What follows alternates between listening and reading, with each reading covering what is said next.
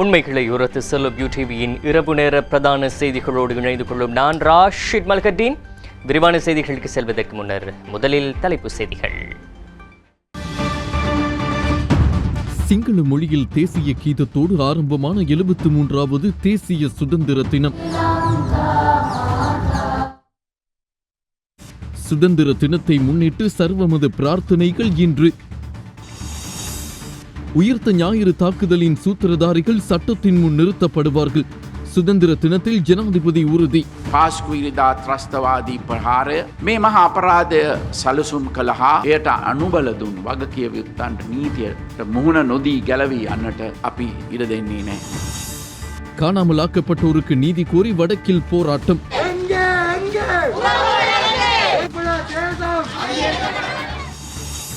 சிறுபான்மையினரின் கோரிக்கைகளை முன்வைத்து 2வது நாளாகவும் தொடர்ந்த பொடிகண்டி வரையான ஆர்ப்பாட்டம். ஜனாசா எரிப்புக்கு எதிராக நாங்கள் குரல் கொடுக்கிறோமோ அதே போல தமிழ் மக்களுடைய எல்லா அரசியல் உரிமைகளும் மீறப்படுவதற்கு எதிராக நீங்களும் சேர்ந்து குரல் கொடுக்க வேண்டும் என்பது எங்களுடைய வேண்டுகோள்.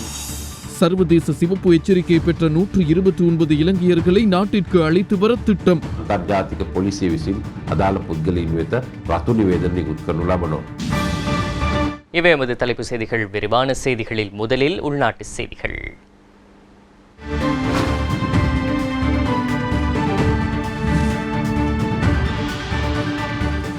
இலங்கையின் 73வது சுதந்திர தினம் இன்றாகும். நாட்டின் தேசிய சுதந்திர தின நிகழ்வானது கொழும்பு சுதந்திர சதுக்க வளாகத்தில் இன்று நடைபெற்றது. இந்த நிலையில் இலங்கையின் சுதந்திர தினம் பற்றிய முழுமையான பார்வையோடு இணைந்து கொள்கின்றார் செய்திப் பிரிவிலிருந்து நிவேதா ஜெகநாதன். நன்றி ராஷித். இலங்கை திருநாடு இறுதியாக பிரித்தானியாவிடமிருந்து 1948ஆம் ஆண்டு சுதந்திரம் பெற்றது. இந்த அந்நிய ஆட்சியை தவிர்த்து தம்மை தாமே ஆளத் தொடங்கி இன்றுடன் 73 ஆண்டுகள் நிறைவடைகின்றன. இது தொடர்பில் யூடிவி வழங்குகின்ற விசேட காணொலியை முதலில் பார்க்கலாம்.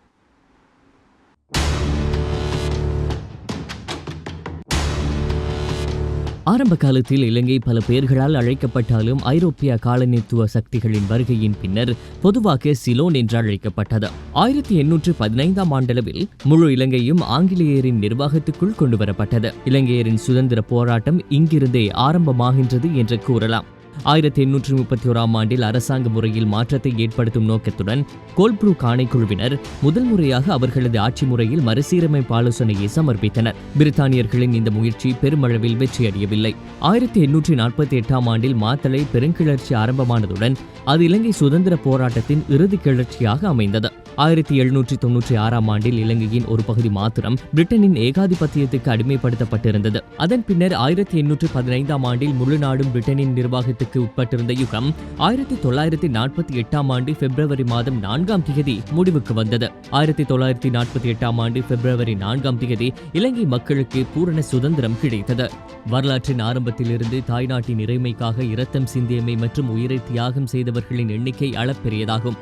பிரிட்டிஷ் ஏகாதிபத்தியம் எமது தாய்நாட்டை கட்டுப்படுத்திய நாள் தொடக்கம் நாட்டு மக்கள் சுதந்திரத்துக்காக மேற்கொண்ட அளப்பெரிய அர்ப்பணிப்பின் பெருபேறு இன்று நாம் அனுபவிக்கும் சுதந்திரமாகும்.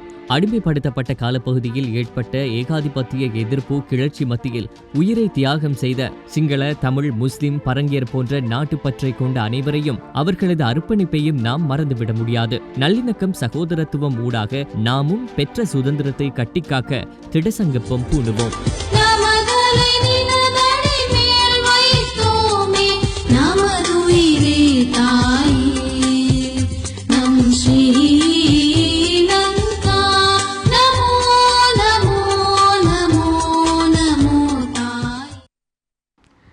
இலங்கையின் 73வது சுதந்திர தின தேசிய நிகழ்வு சுகாதார வழிகாட்டல்களின் அடிப்படையில் இன்று காலை 8 மணி அளவில் சுதந்திர சதுக்கத்தில் ஆரம்பமானது. தேசிய நிகழ்வில் மக்களுக்காக பேசிய ஜனாதிபதி கோட்டாபய ராஜபக்ச உயிர்த்த ஞாயிறு தாக்குதலோடு சம்பந்தப்பட்ட சகலரும் சட்டத்திற்கு முன்னால் நிறுத்தப்படுவார்கள் என்பதை உறுதியளித்தார். இலங்கையின் 73வது சுதந்திர தின தேசிய நிகழ்வு சுகாதார வழிகாட்டல்களுக்கு முதலிடம் கொடுக்கப்பட்டு இன்று காலை 8 மணி அளவில் கொழும்பு சுதந்திர சதுக்கத்தில் ஆரம்பமானது. நிகழ்வுக்காக வருகை தருகின்ற அதிதிகளை அமைச்சர் சமல் ராஜபக்ஷ வரவேற்றார். எதிர்க்கட்சித் தலைவர் சஜித் பிரேமதாஸ் மற்றும் அவரது பாரியார் இவ்வாறு வரவேற்கப்பட்டனர்.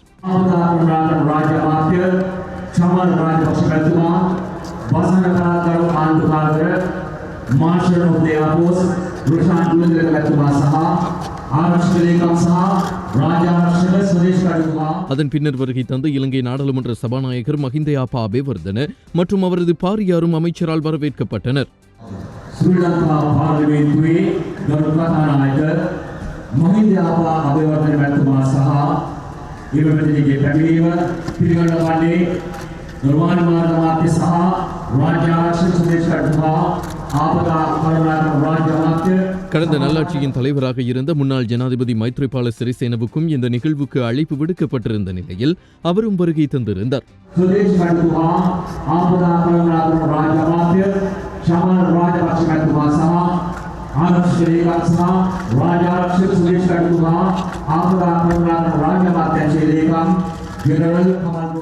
அதனைத் தொடர்ந்து பிரதமர் மஹிந்த ராஜபக்ஷ மற்றும் அவரது பாரியாரை வரவேற்கும் நிகழ்வும் அமைச்சர் சமல் ராஜபக்ஷ தலைமையில் நடந்தது. ஸ்ரீலங்கா பிரஜாதாந்திரிக சமாஜவாதி ஜனரஜே கர்வக்ரமாத்ய மஹிந்த ராஜபக்ஷ மැතිතුමා සහ ශිරන්ති රාජපක්ෂ මැතිණියගේ සම්ප්‍රාප්තිය පිළිගනු ලබන්නේ ගරුවානි මාර්ග අමාත්‍ය සහ රාජ්‍ය ආරක්ෂක ස්වදේශ කටයුතුහා ආපදා කරුණාකර රාජ්‍ය අමාත්‍ය. பின்னர் 73வது சுதந்திர தின கதாநாயகனான ஜனாதிபதி கோட்டாபய ராஜபக்ஷ மற்றும் அவரது பாரியாரும் வருகை தந்தனர்.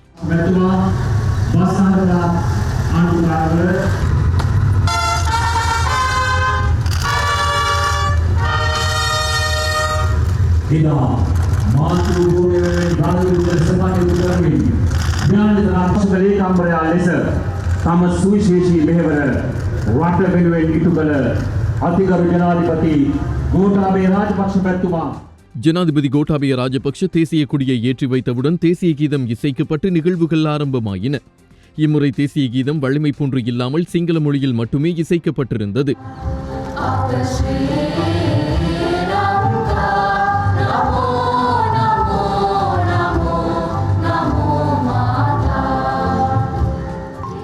தொடர்ந்தும் மரியாதை நிமித்தம் 21 வேட்டுக்கள் ராணுவத்தின் மூலம் ஜனாதிபதி முன்னிலையில் தீர்க்கப்பட்டன. அதன் பின்னரே ஜனாதிபதி கோட்டாபய ராஜபக்ஷ மக்களுக்காக உரையாற்றினர்.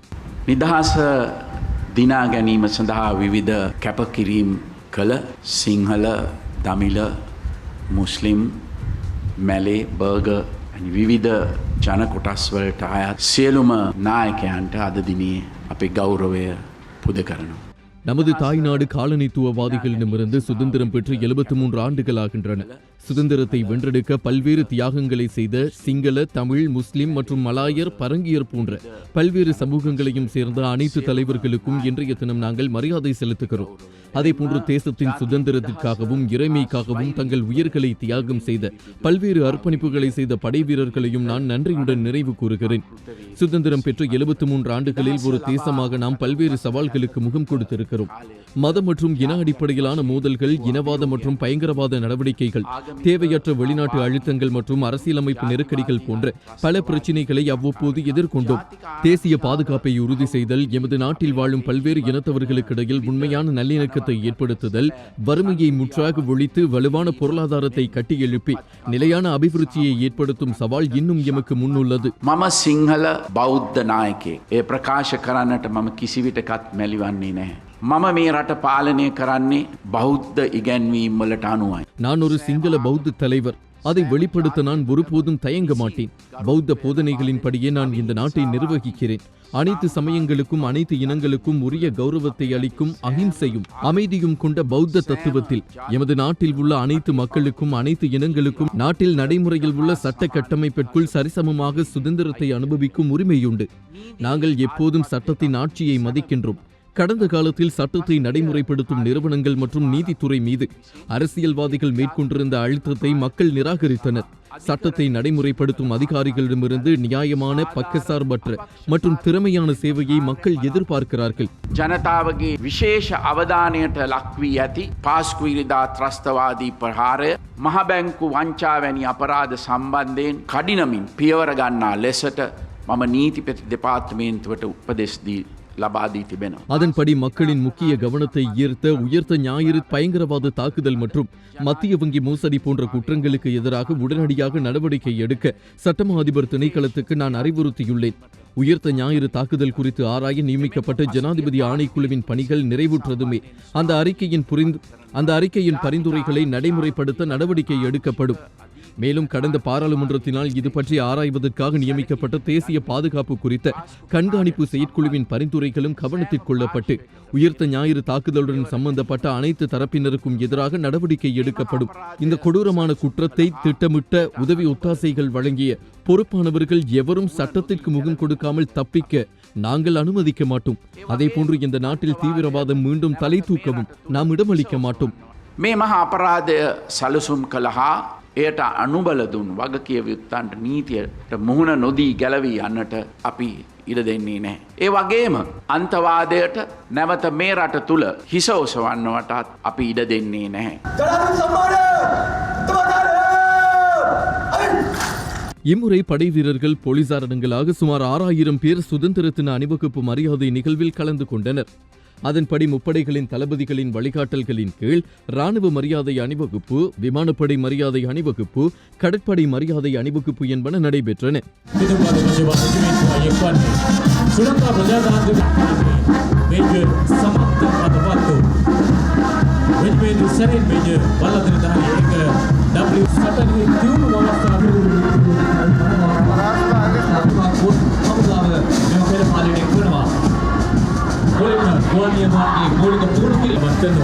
විශේෂයෙන් මේ කාලතුවක්කු අවි භාවිතා කළේ ආපදා රථය සන්නද්ධ රථ යුනිබබල් මාක් 2 සන්නද්ධ රථ சகல மதங்களையும் பிரதிநிதித்துவப்படுத்தி கலை நடனமும் இடம்பெற்றது.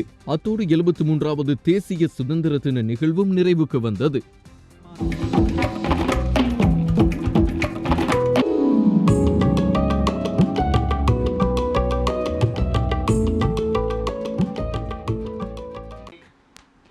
இலங்கையின் 73வது தேசிய சுதந்திர தினத்தினை முன்னிட்டு பிரதமர், எதிர்க்கட்சி தலைவர் உட்பட சர்வதேச தலைவர்களும் தமது வாழ்த்து செய்திகளை இவ்வாறு வெளியிட்டிருந்தனர். எதிரி படைகளை தோற்கடிப்பது போன்றே கோவிட்-19 தொற்றை தோற்கடிப்பதற்கும் இலங்கை தேசமாக எழுந்து நிற்பதாக பிரதமர் மஹிந்த ராஜபக்ச தனது சுதந்திர தின வாழ்த்து செய்தியில் குறிப்பிட்டுள்ளார். இதேவேளை பெற்ற சுதந்திரத்தை அர்த்தமாக்கிக் கொள்ளும் செயல்முறை தாய்நாட்டுக்கு தேவை என பிரதமர் தெரிவித்துள்ளார். நாடுகளிடையே ஒற்றுமையை வளர்த்தல் மற்றும் மத நல்லிணக்கம் என்பன இதற்கு வலுவான ஆதரவாக அமைந்துள்ளதாக குறிப்பிட்டுள்ள பிரதமர், பல்வேறு சவால்களுக்கு மத்தியில் உள்ளூர் உற்பத்திக்கு மதிப்பளிக்கும் பொருளாதார கொள்கை ஊடாக அபிவிருத்தியை நோக்கி நகரும் பாதையில் நுழைந்துள்ளதாக தெரிவித்துள்ளார். ஒவ்வொரு துறையிலும் முன்னெடுக்கப்பட வேண்டிய சீர்திருத்தங்களை புரிந்து கொண்டு மக்களிடம் முன்வைக்கப்பட்ட சுவிட்சத்தின் நோக்கு கொள்கை திட்டத்தின் ஊடாக சுதந்திரம் மேலும் அர்த்தமுள்ளதாகும் போது வளமான எதிர்காலம் சுபிட்சமான தாய்நாடு என்பது யதார்த்தமாகும் என்றும் தெரிவித்துள்ளார். தாய்நாட்டின் பிராந்திய ஒருமைப்பாடு மற்றும் இறையாண்மைக்காக தங்கள் உயிரை தியாகம் செய்த மற்றும் மகத்தான தியாகங்களை செய்த அனைவருக்கும் மற்றும் அந்த சவால்களுக்கு மத்தியில் அர்ப்பணிப்புடன் செயற்படும் அனைவருக்கும் மரியாதை செலுத்துவதாகவும் பிரதமர் கூறியுள்ளார். இதேவேளை ஒற்றுமையுடன் ஒன்றாக முன்னேறுவதன் மதிப்பு வரலாற்றின் மிக முக்கியமான செய்தியாகும் என எதிர்க்கட்சித் தலைவர் சஜித் பிரேமதாச தெரிவித்துள்ளார். நாட்டின் இறையாண்மையை உறுதி செய்வதும் உள்ளூர் வளங்களை பாதுகாப்பதும் எமக்கு முன்னுள்ள சவால் எனவும் எதிர்க்கட்சித் தலைவர் சஜித் பிரேமதாச தனது வாழ்த்து செய்தியில் சுட்டிக்காட்டியுள்ளார். இலங்கையின் 73வது சுதந்திர தினத்தை முன்னிட்டு இந்திய பிரதமர் நரேந்திர மோடியும் வாழ்த்து தெரிவித்துள்ளார். மொழி, மதம், கலாச்சாரம் ஆகிய பகிரப்பட்ட பாரம்பரியங்களின் அடிப்படையிலான பல்லாயிரம் ஆண்டுகள் பழமை வாய்ந்த உறவுகள் தொடர்பில் பிரதமர் மோடி தமது வாழ்த்து செய்தியில் நினைவு கூர்ந்துள்ளார். எதிர்வரும் ஆண்டுகளிலும் இரு நாடுகளுக்கும் இடையிலான உறவு மேலும் வலுவடைந்து மக்களின் செழுமை மற்றும் முன்னேற்றத்திற்கு வழிவகுக்க வேண்டுமென இந்திய பிரதமர் வாழ்த்து தெரிவித்துள்ளார். இதேவேளை இலங்கைக்கு கிடைத்த சுதந்திரத்தின் உண்மையான அர்த்தங்களை சகல சமூகங்களும் அனுபவிக்காத ஒரு நிலையில் சிறுபான்மை சமூகங்கள் சுதந்திர தின கொண்டாட்டங்களை மாற்றந்தாய் மனப்பான்மையுடனே பார்ப்பதாக அகில இலங்கை மக்கள் காங்கிரஸ் தலைவரும் நாடாளுமன்ற உறுப்பினருமான ரிசாத் பதியுதீன் இன்று வெளியிட்டுள்ள விசேட செய்தியில் தெரிவித்துள்ளார். சுதந்திர தினம் குறித்த ஒரு சமூக மதத்துக்கான சுதந்திரம் தானோ என எண்ணுமளவுக்கு ஓரங்கட்டப்படும் நிலைதான் சிறுபான்மை சமூகத்தினருக்கும் ஏற்பட்டுள்ளது. நாட்டுப்பற்றில் சிறுபான்மை சமூகங்களுக்குள்ள அளவு கடந்த ஆர்வத்தை உதாசீனம் செய்வதாகத்தான் இந்த அரசாங்கத்தின் செயல்பாடுகள் எமக்கு தெரிகின்றன.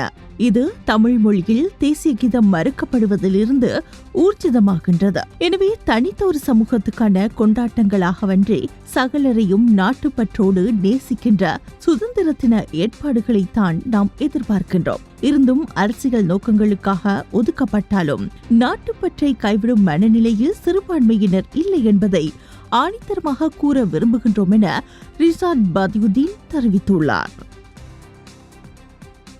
இந்த 73வது சுதந்திர தினத்தினை முன்னிட்டு நாடளாவிய ரீதியில் உள்ள மத தலங்களிலும் சமய ஆராதனைகள் இன்றைய தினம் இடம்பெற்றிருந்தன. 73வது சுதந்திர தினத்தை முன்னிட்டு கொள்ளுப்பிட்டி பொல்வத்தை தர்மகீர்த்தி ஆரம்பிய விகாரையில் சமய நிகழ்வுகள் இடம்பெற்றது. நாங்கள் அனைவரும் சுதந்திரமாக இருக்கவே விரும்புகிறோம். சுதந்திரத்தின் பெருமதி அது இல்லாமல் இருக்கும் போதுதான் உணரப்படும். தேசிய ரீதியிலான சுதந்திரம் கிடைக்கப்பெற்ற போதும் பொருளாதார அபிவிருத்தி ரீதியில் இன்னமும் பின்னடைவிலேயே இருக்கிறோம். நாங்கள் அனைவரும் தேசிய ரீதியிலாக ஒன்றிணைந்து செயற்பட்டால் மட்டுமே நாடு என்ற ரீதியில் முன்னோக்கி செல்ல முடியும்.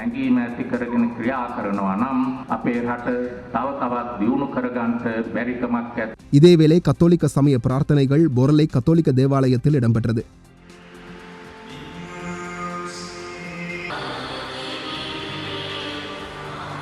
சுதந்திரத்தின் பின்னர் நாட்டை உலக வல்லரசுகளுக்கு கடனாளியாக மாற்றுவதற்கும் நாட்டு மக்களை பிளவுபடுத்துவதற்கும் அன்று முதல் இன்று வரையில் ஆட்சி செய்த அரசியல்வாதிகளே பொறுப்பு கூற வேண்டும் என கர்தினால் மெல்கம் ரஞ்சித் ஆண்டகே தெரிவித்துள்ளார்.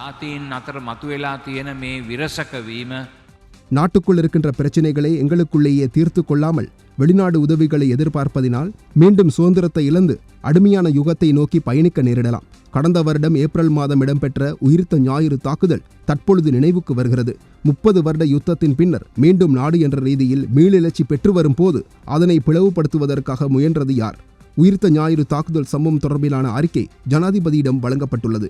அதன் மூலம் சரியான தீர்ப்பினை எதிர்பார்க்கிறோம்.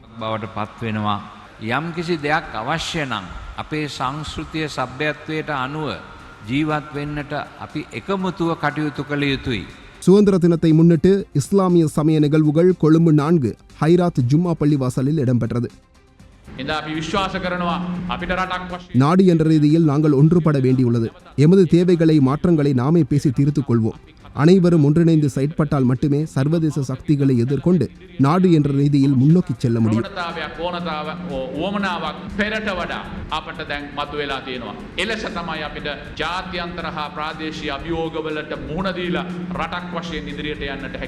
இந்து சமய பிரார்த்தனை நிகழ்வுகள் கொழும்பு 4 புதிய கர்திரேசன் கோயிலில் இடம்பெற்றது.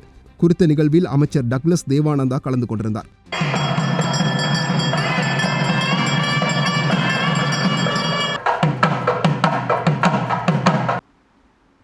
இந்நிலையில் 73வது தேசிய சுதந்திர தினத்தினை முன்னிட்டு நாடளாவிய ரீதியில் மரநடுகை நிகழ்வுகள் உட்பட பல்வேறு நிகழ்வுகள் இன்றைய தினம் ஏற்பாடு செய்யப்பட்டிருந்தன.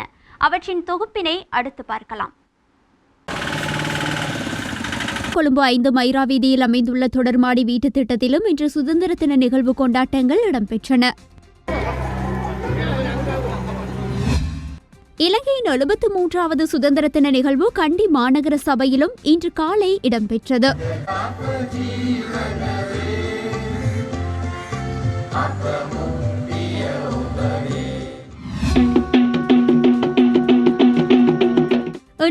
வது சுதந்திர தின நிகழ்வுகள் வவுனியா மாவட்ட செயலகத்தின் ஏற்பாட்டில் வவுனியா நகரசபை மைதானத்தில் இன்று காலை இடம்பெற்றது. வவுனியா மாவட்ட அரசாங்க அதிபர் SM சமன் பந்துலசேன உட்பட அதிதிகள் பாதுகாப்பு போலீஸ் பிரிவினரின் மோட்டார் வாகன பேரணியுடன் இதன்போது அழைத்து வரப்பட்டனர். சுதந்திர தின நிகழ்வுகள் இன்றைய தினம் காலை 8 மணியளவில் மன்னார் மாவட்ட செயலகத்தில் மன்னார் மாவட்ட அரசாங்க அதிபர் தலைமையில் இடம்பெற்றது.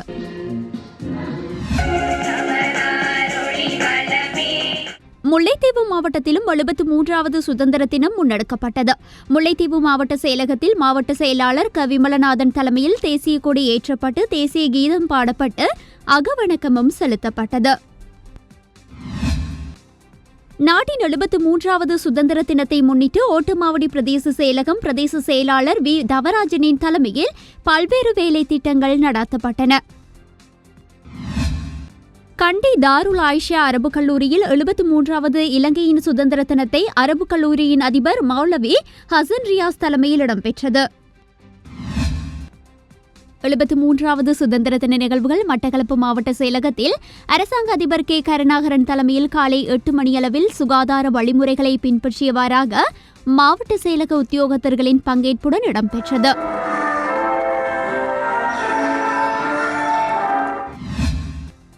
தம்பலகாமம் பிரதேச செயலகம் ஊடாக சுதந்திர தின வைபவம் இடம்பெற்றது.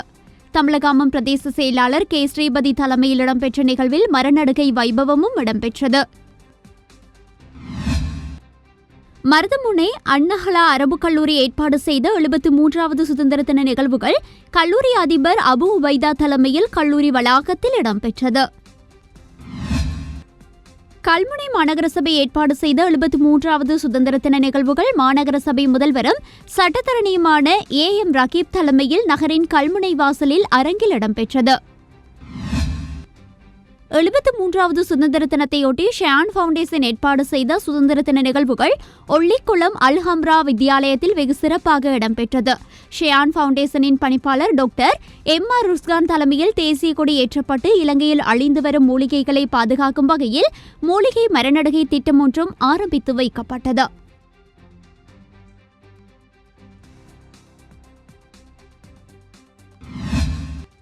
இலங்கையில் 73வது சுதந்திர தினத்தையொட்டிய நிகழ்வு அம்பாறை மாவட்டம் பொத்துவில் அருகம்பையில் இன்று இடம்பெற்றது. சுற்றுலா மற்றும் கைத்தொழில் மன்றத்தினால் ஏற்பாடு செய்யப்பட்ட நிகழ்வு மன்றத்தின் தலைவர் AM ஜக்பர் தலைமையில் இடம்பெற்றது.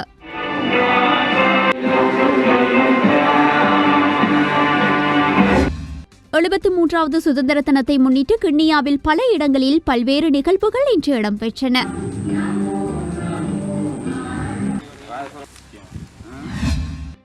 இலங்கையின் 73வது சுதந்திர தின கொண்டாட்டம் தென்கிழக்கு பல்கலைக்கழகத்தில் இன்று காலை 8 மணியளவில் சமய வழிபாடுகளுடன் ஆரம்பமானது. அம்பாறை மாவட்டத்திற்கான பிரதான நிகழ்வு அம்பாறை மாவட்ட அரசாங்க அதிபர் DML பண்டாரநாயக்க தலைமையில் மாவட்ட செயலகத்தில் இடம்பெற்றது.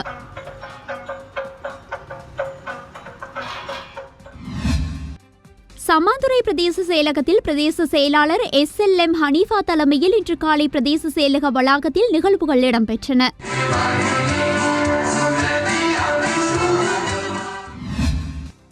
எழுபத்து சுதந்திர தினத்தை முன்னிட்டு நாடளாவிய ரீதியில் உள்ள முன்பள்ளி சிறுவர்கள் ஒன்றிணைந்து தேசிய கொடியை வண்ணமிடும் நிகழ்வொன்று கிட்ஸி ஹப் மற்றும் கொழும்பு சினமன் கார்டன் கழகம் ஒன்றிணைந்து ஏற்பாடு செய்திருந்தன. கோவிட் அச்சுறுத்தலுக்கு மத்தியில் வீட்டிலிருந்தே தேசிய கொடியை வண்ணமிட்டு 200க்கும் மேற்பட்ட சிறுவர்கள் புகைப்படமாக வெளியிட்டுள்ளனர். இதில் இன மத பேதமின்றி அனைத்து சிறுவர்களும் பங்கு பற்றியுள்ளனர். மல்வானே அல் முபாரக் தேசிய பாடசாலையிலும் இன்று 73வது சுதந்திர தின நிகழ்வு இடம்பெற்றது. குறைந்தளவிலான மாணவர்களுடைய பங்கு பெற்றுதலுடன் பாடசாலை நிர்வாகத்தினர், அதிபர் மற்றும் மாணவர்கள் முன்னிலையில் தேசிய கொடியேற்றப்பட்டது.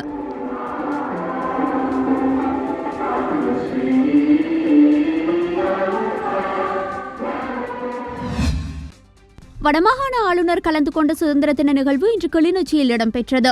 அதிதிகளை பேண்ட் வாத்திய அணிவகுப்புடன் அழைத்து வரப்பட்டதைத் தொடர்ந்து தேசிய கொடி ஏற்றப்பட்டது. தேசிய கொடியினை வடமாகாண ஆளுநர் ஏற்றி வைத்ததுடன் தேசிய கீதம் தமிழ் மற்றும் சிங்கள மொழியில் இசைக்கப்பட்டது. நல்லிணக்கம் சகோதரத்துவம் ஊடாக நாமும் பெற்ற சுதந்திரத்தை கட்டிக்காக்க திடசங்கற்பம் பூணுவோம். விளம்பர இடைவேளையை தொடர்ந்து எமது பிரதான செய்திகளை எதிர்பாருங்கள்.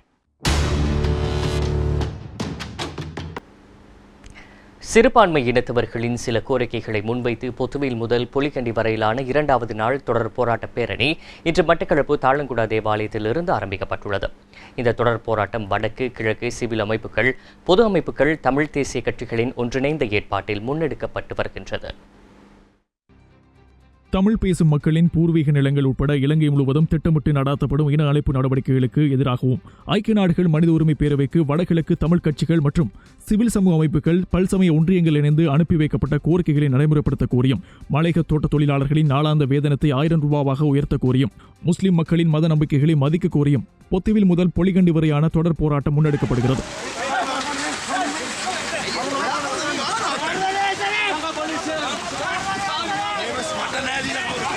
வடக்கு கிழக்கு மாகாண சமய தலைவர்கள், சிவில் சமூக அமைப்புகள் மற்றும் தமிழ் தேசிய அரசியல் கட்சிகளின் பிரதிநிதிகள் இணைந்து மக்களை அணிதிரட்டி இந்த போராட்டத்தை நடத்துகின்றனர். நேற்று காலை அம்பாறை பொத்துவிலில் ஆரம்பமான ஆர்ப்பாட்டம் கொட்டுமலையிலும் போலீசாரின் தடைகளை மீறி ஆரம்பமாகியது. குறித்த பேரணி முக்கிய நகரங்களில் நடைபவனியாகவும் ஏனைய இடங்களில் வாகன பேரணியாகவும் மேற்கொள்ளப்பட்டன.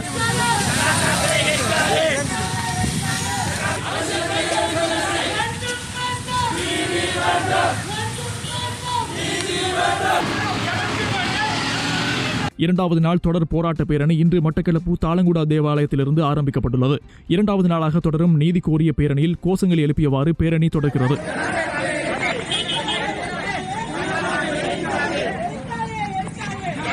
மட்டக்களப்பு காத்தாங்குடி பிரதேசத்தில் இணைந்து கொண்ட சில முஸ்லிம் மக்களும் ஆதரவினை வழங்கி வருவதை காண முடிகிறது.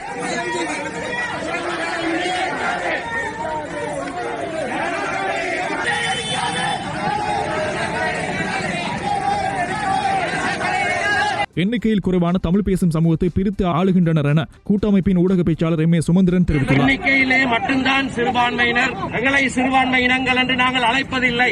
தமிழ் பேசுகிற இஸ்லாமியர்களும் ஒரு மக்கள். நாங்கள் இந்த நாட்டிலே எண்ணிக்கையிலே குறைவானவர்களாக இருக்கிற ஒரே காரணத்திற்காக பேரினவாதத்தை மேலோங்க செய்து அவர்கள் தாங்கள் நினைத்தபடி நாட்டை ஆளலாம் என்று 73 வருடங்கள் செய்திருக்கிறார்கள். அப்படி செய்கிற போது எண்ணிக்கையிலே குறைவாக இருக்கிறவர்களை பிரித்து ஆளுகிறார்கள். அது இனி நடக்கக்கூடாது. தமிழ் பேசுகிற சமூகங்களாக வடக்கு கிழக்கை தாயகமாக கொண்ட தமிழ் மக்களும், வடக்கு கிழக்கிலேயும் வெளியேயும் வாழுகிற தமிழ் பேசுகிற இஸ்லாமிய மக்களும், மலையகத்திலே வாழுகிற எங்களுடைய தமிழ் உறவுகளும் தமிழ் பேசுகிற மக்களாக நாங்கள் எழுந்து நிற்க வேண்டும், ஒன்றாய் நிற்க வேண்டும், இணைந்து பயணிக்க வேண்டும். ஜனாசா எரிப்புக்கு எதிராக நாங்கள் குரல் கொடுக்கிறோமோ அதே போல தமிழ் மக்களுடைய எல்லா அரசியல் உரிமைகளும் மீறப்படுவதற்கு எதிராக நீங்களும் சேர்ந்து குரல் கொடுக்க வேண்டும் என்பது எங்களுடைய வேண்டுகோள். உரிமை போராட்டம் இன்று பகல் அளவில் மட்டக்களப்பு கொழும்பு நெடுஞ்சாலை வழியே ஏறாவூர் நகரை கடந்தது. இந்த பேரணி ஏறாவூரை அடைந்ததும் முஸ்லிம்களின் ஜனாசா எரிப்பு கோஷங்களுடன் நகரை கடந்து சென்றதை காண முடிந்தது. அவ்வேளையில் முஸ்லிம்களும் அந்த பேரணியில் இணைந்து கொண்டனர்.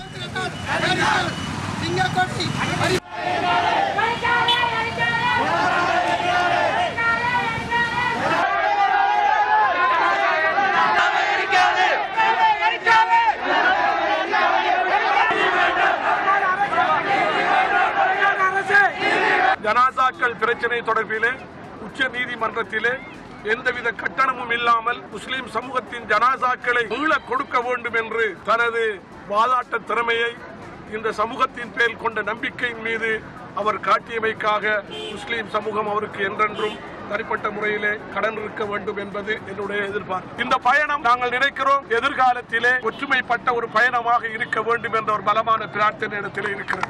சிறுபான்மை சமூகம், சிறுபான்மை என்று தமிழர்கள் முஸ்லீம்கள் என்று ஓரப்படுத்தப்படுகிற நிலவரத்தை இந்த நாட்டிலே இருக்கிற ஆட்சியாளர்களுக்கு நாங்கள் துல்லியமாக பதில் சொல்ல. நாட்டின் 73வது சுதந்திர தினமான இன்று வடக்கு கிழக்கில் காணாமலாக்கப்பட்டோருக்கு நீதி கேட்டும் தமிழ் மக்களின் ஏனைய பிரச்சினைகளை வலியுறுத்தியும் போராட்டங்கள் இடம்பெற்றுள்ளன. யாழ்ப்பாணம் மத்திய பேருந்து நிலையம் முன்பாக காணாமலாக்கப்பட்டோரின் உறவினர்களால் கருப்பு பட்டி போராட்டம் முன்னெடுக்கப்பட்டிருந்தது.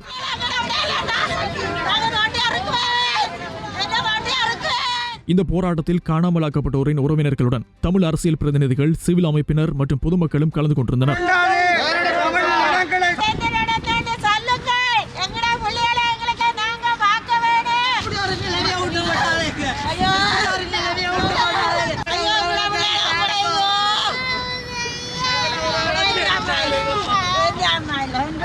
யாழ்ப்பாண பஸ் நிலையத்துக்கு முன்பாக ஆரம்பித்த போராட்டம் முனீஸ்வரர் வீதி ஊடாக பேரணியாக சென்ற முனீஸ்வரர் ஆலயம் முன்பாக நிறைவு பெற்றது.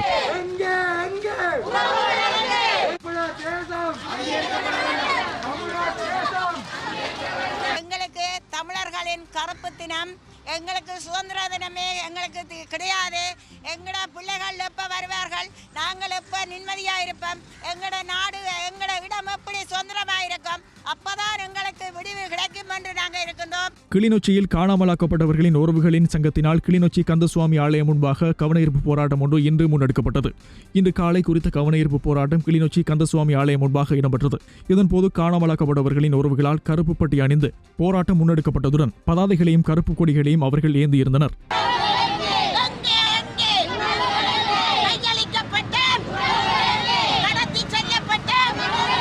தமிழ் மக்களினுடைய இருப்பு என்பது இன்று கேள்விக்குள்ளாக்கப்பட்டிருக்கின்றது. மட்டக்களப்பில், திருகோணமலையில், முல்லைத்தீவில் தமிழ் மக்களுடைய காணிகள், புராதன சின்னங்கள் அனைத்தும் சிங்கள மக்களின் வசம் அல்லது பௌத்த பிக்குகள், பௌத்த கோயில்களை உருவாக்குவதற்காக அந்த விடயங்கள் தொடர்ச்சியாக நடைபெற்று கொண்டிருக்கின்றன. தமிழ் மக்கள் இந்த நாட்டில் இருந்து ஒட்டுமொத்தமாக விரட்டப்படக்கூடிய ஒரு சூழல் உருவாகி கொண்டிருக்கின்றது.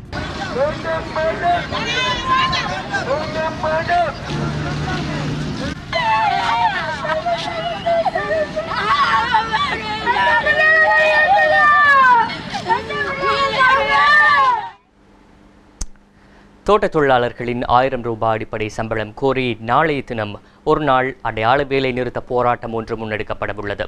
குறித்த வேலை நிறுத்த போராட்டத்திற்கு பல்வேறு தரப்பினரும் கட்சி, தொழிற்சங்கம், வர்க்க இன மத மொழி பேதம் பாராமல் ஆதரவு தெரிவிப்பதாக அறிவித்துள்ளனர். பெருந்தோட்ட தொழிலாளர்களுக்கான சம்பள உயர்வு விவகாரத்தில் இந்த முறையும் திட்டமிட்ட அடிப்படையில் இழுத்தடிப்பு தொடர்கின்றது. 2019 புதிதாக கைச்சாத்திடப்பட்ட கூட்டு ஒப்பந்தத்தின் பிரகாரம் தொழிலாளர்களின் அடிப்படை சம்பளம் 1000 ரூபாவிலிருந்து 700 ரூபாவாக அதிகரிக்கப்பட்டது. விலைக்கேற்ற கொடுப்பனவாக 50 ரூபாய் வழங்கப்பட்டது. விலை கொடுப்பனவு, வரவுக்கான கொடுப்பனவு என்பன நீக்கப்பட்டன. இதன்படி நாளொன்றுக்கான சம்பளமாக 750 ரூபாவை தொழிலாளர்கள் பெற்றனர். தற்போது அடிப்படை நாள் சம்பளமாக 700 ரூபாவை பெறும் தொழிலாளர்கள் புதிய ஒப்பந்தத்தினூடாக மேலும் 300 ரூபாய் அதிகரிக்கப்பட்டு 1000 ரூபாவை அடிப்படை நாள் சம்பளமாக எதிர்பார்க்கின்றனர்.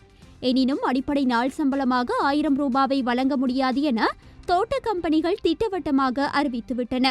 இந்நிலையில் பெருந்தோட்ட தோட்ட தொழிலாளர்களின் 1000 ரூபாய் சம்பள உயர்வு தொடர்பாக இடம்பெறவிருக்கும் பேச்சுவார்த்தைக்கு அழுத்தம் கொடுப்பதற்காக இலங்கை தொழிலாளர் காங்கிரஸ் நாளை ஒரு நாள் பணி பகிஷ்கரிப்பை ஏற்பாடு செய்துள்ளது. இந்த பணி பகிஷ்கரிப்புக்கு அனைத்து தோட்ட தொழிலாளர்களும், மலையகத்தில் உள்ள அனைத்து தொழிற்சங்கங்களும், நுவரெலியா மாவட்டத்தில் உள்ள நகர வர்த்தகர்கள், முச்சக்கரவண்டி சாரதிகள், ஆசிரியர் தொழிற்சங்கங்கள், இளைஞர்கள், நுவரெலியா பிரதேச சபையின் உறுப்பினர்கள், உத்தியோகத்தர்கள் உட்பட பொதுமக்கள் ஒத்துழைப்பு வழங்குவதாக தெரிவித்துள்ளனர். தோட்ட தொழிலாளர்களின் அடிப்படை சம்பளமான 1000 ரூபாய்க்கு நாளைய தினம் 5ஆம் தேதி போராட்டம் ஒன்று நடைபெறுகின்றது. இந்த போராட்டம் அமைதிவழி போராட்டமாகும்.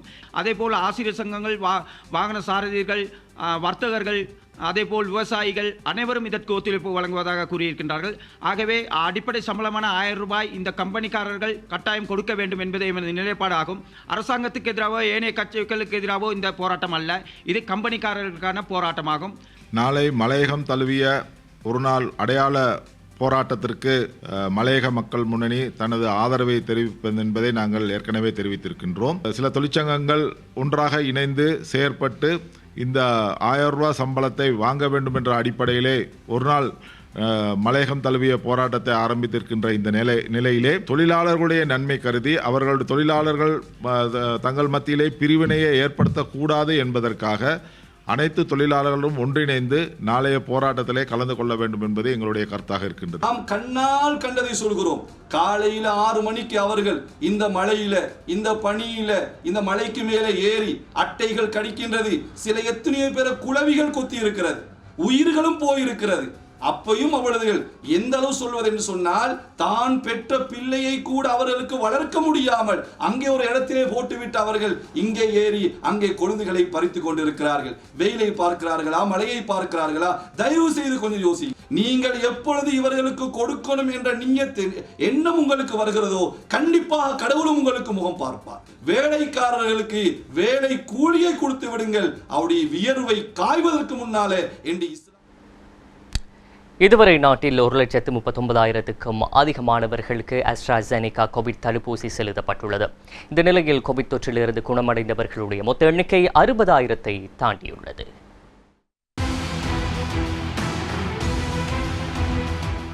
இன்று மாலை 6 மணி வரையில் புதிதாக 355 கோவிட் தொற்றாளர்கள் பதிவாகியுள்ளனர். எனவே நாட்டில் இதுவரை சிகிச்சை பெற்று வரும் தொற்றாளர்களுடைய எண்ணிக்கை 5865 அதிகரித்துள்ளது. இன்றைய தினம் 684 பேர் குணமடைந்து வீடு திரும்பியுள்ளனர். இதுவரை நாட்டில் 66,756 தொற்றாளர்கள் பதிவாகியுள்ளனர். இதில் 60,567 பேர் குணமடைந்துள்ளனர். நாட்டில் 332 கோவிட் மரணங்கள் பதிவாகியுள்ளன. நேற்றைய தினம் 711 கோவிட் தொற்றாளர்கள் நாடளாவிய ரீதியில் பதிவாகியுள்ளனர். நேற்றைய தினம் அதிகளவானவர்கள் கொழும்பு மாவட்டத்திலேயே பதிவாகியுள்ளனர். கொழும்பு மாவட்டத்தில் 236 தொற்றாளர்கள் உறுதிப்படுத்தப்பட்டனர். இதில் ரத்மலானியில் 33 பேரும், ஹன்வெல்லையில் 30 பேரும், ஹோமாகமவில் 20 பேரும், கொத்தோட்டுவையில் 16 பேரும் பதிவாகியுள்ளனர். கம்பஹா மாவட்டத்தில் 93 தொற்றாளர்கள் பதிவாகியுள்ளனர். கம்பஹாவில் 16 பேரும், கட்டுநாயக்க பிரதேசத்தில் 13 பேரும் பதிவாகியுள்ளனர். குர்நகலி மாவட்டத்தில் 74 பேரும், காலியில் 63 பேரும், கண்டியில் 60 பேரும், பதுளையில் 53 பேரும், களுத்துறையில் 34 பேரும், மாத்தறையில் 30 பேரும், நுவரெலியாவில் 15 பேரும், மாத்தறையில் 10 பேரும், புத்தளத்தில் 9 பேரும், கேகாலையில் 8 பேரும் பதிவாகியுள்ளனர். மேலும் ரத்னபுரி மாவட்டத்தில் 5, திருகோணமலையில் 5, ஹம்பாத்தோட்ட, அனுராதபுரம், மொன்றாகல மற்றும் வவுனி ஆகிய மாவட்டங்களில் தலா 3, அம்பாறை, புலனறுவை, மட்டக்களப்பு மற்றும் முல்லைத்தீவு ஆகிய மாவட்டங்களில் தலா ஒவ்வொருவரும் பதிவாகியுள்ளனர். இதேவேளை நேற்றைய தினம் 21,147 எஸ்ட்ராசெனிகா கோவிட் தடுப்பூசிகள் நாடளாவிய ரீதியில் செலுத்தப்பட்டுள்ளன. இந்நிலையில் நேற்று மாலை வரையில் 1,39,914 பேருக்கு கோவிட் தடுப்பூசி செலுத்தப்பட்டுள்ளன.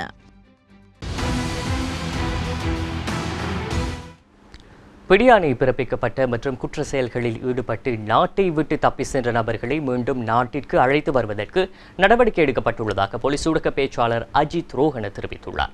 இதேவேளை நாட்டிலிருந்து தப்பித்தவர்களில் அதிகமானவர்கள் துபாய் மற்றும் இந்தியாவிலேயே தற்போது வசித்து வருவதாகவும் அவர் தெரிவித்துள்ளார். இந்த நிலையில் அண்மையில் இந்தியாவில் கைதாகிய குணசேகரத்தையும் நாட்டிற்கு அழைத்து வருவதற்கான நடவடிக்கை மேற்கொள்ளப்பட்டு வருவதாக அவர் மேலும் தெரிவித்தார்.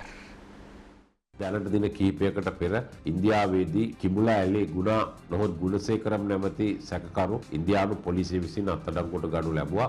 கடந்த ஓரிரு தினங்களுக்கு முன்னர் இந்தியாவில் வைத்து கிம்லாயல குணா அல்லது குணசேகரன் என்ற நபர் கைது செய்யப்பட்டுள்ளார். இந்நிலையில் குணசேகரத்தை இலங்கைக்கு அழைத்து வருவதற்கான நடவடிக்கைகள் மேற்கொள்ளப்பட்டு வருகிறது. குணசேகரத்துக்கு எதிராக சிவப்பு எச்சரிக்கை விடுக்கப்பட்டிருந்த நிலையிலேயே இந்திய போலீசாரால் கைது செய்யப்பட்டுள்ளார்.